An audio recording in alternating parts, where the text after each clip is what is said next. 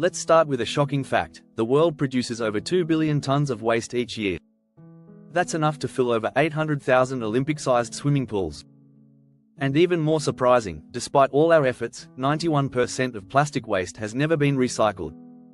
These numbers might make you think we're failing at sustainable living. But here's the truth, a zero-waste life is impossible.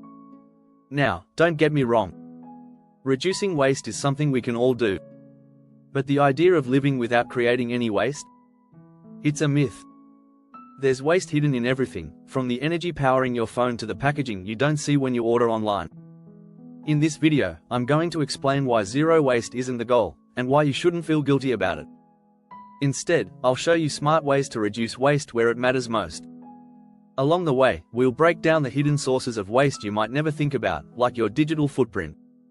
Plus, we'll dive into why real change has to happen on a much bigger scale than just what's in your trash can.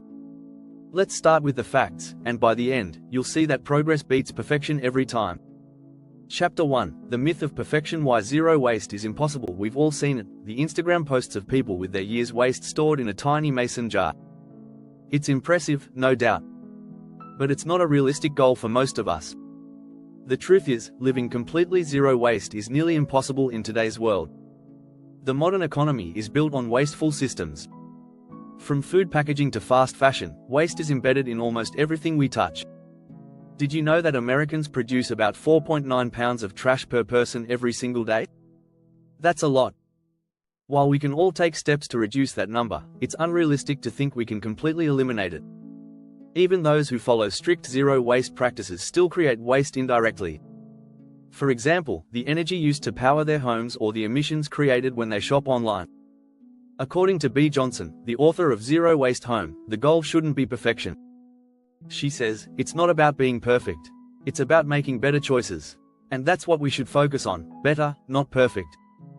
Instead of stressing about every piece of plastic, focus on the big picture. If you can cut down 50% of your waste, that's still a massive win. It's more important to make sustainable living a part of your routine than to aim for an impossible ideal. Chapter 2, Sustainable Compromises: Choose your waste wisely. Let's face it, some waste is unavoidable. No matter how hard we try, we're going to produce some waste. But that doesn't mean we can't control where and how much waste we generate. This is where the concept of conscious compromise comes in. For example, while plastic packaging is hard to avoid, you can choose products with recyclable packaging. Or, when given the choice between buying a new gadget or repairing the one you have, opt for the repair. It might not be the perfect solution, but it's a step in the right direction. The food industry is a great example of where we can make more conscious choices. Did you know that about 40% of food in the US is wasted each year? That's 119 billion pounds of food. By meal planning and being mindful of portions, we can reduce food waste significantly. Conscious compromise also applies to convenience. If you're traveling and can't find a reusable option, don't beat yourself up for using a single-use plastic. The key is being mindful of your choices and not letting perfection paralyze you. As Anne-Marie Bonneau, the zero-waste chef, wisely said, we don't need a handful of people doing zero waste perfectly. We need millions doing it imperfectly. Chapter 3, Rethink the reusable craze. When it's doing more harm, reusables seem like the obvious solution to reducing waste, right? Well, it's not always that simple. The production of reusable items can often have a larger environmental impact than their single-use counterparts. Take the example of reusable shopping bags.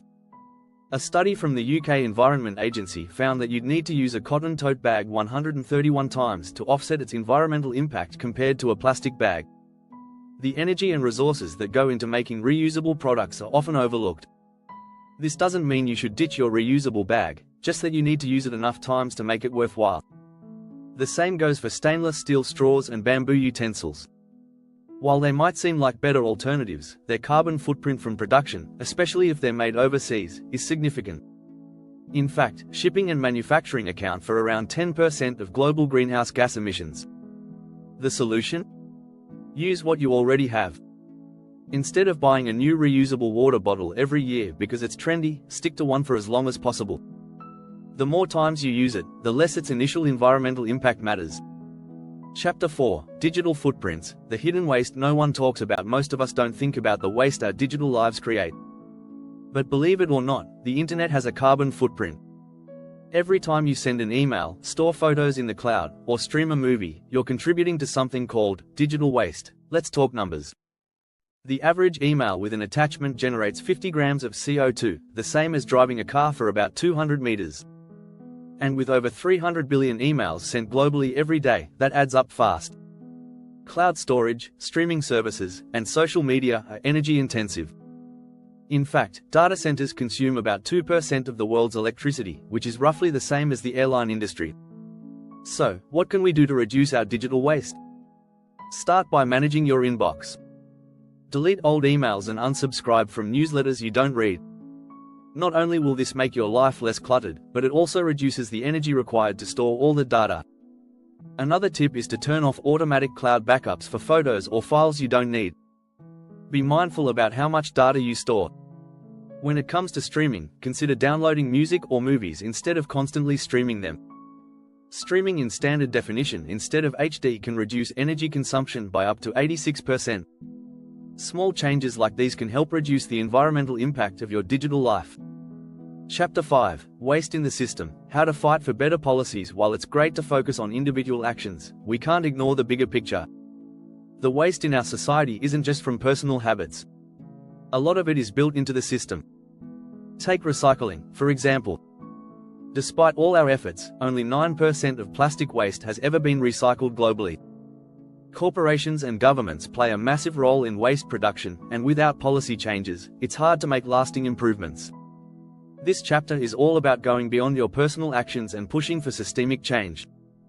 One way to do this is by supporting Extended Producer Responsibility (EPR) programs. These programs hold companies responsible for the entire life cycle of their products, including disposal. It's a powerful tool to make companies rethink the materials they use and the waste they create. Another key area is improving recycling systems. In many countries, recycling facilities are outdated or inefficient. Pushing for local government investment in better waste management can have a huge impact. Germany, for instance, recycles 56% of its waste, thanks to strict policies and efficient systems. We should be looking to those models as inspiration. Lastly, as consumers, we have a voice. Support brands that have transparent, sustainable practices. Write to your local representatives to push for better environmental policies. Change starts at the top, and we have the power to influence that. Love what you see? Subscribe and keep up with all our exciting updates.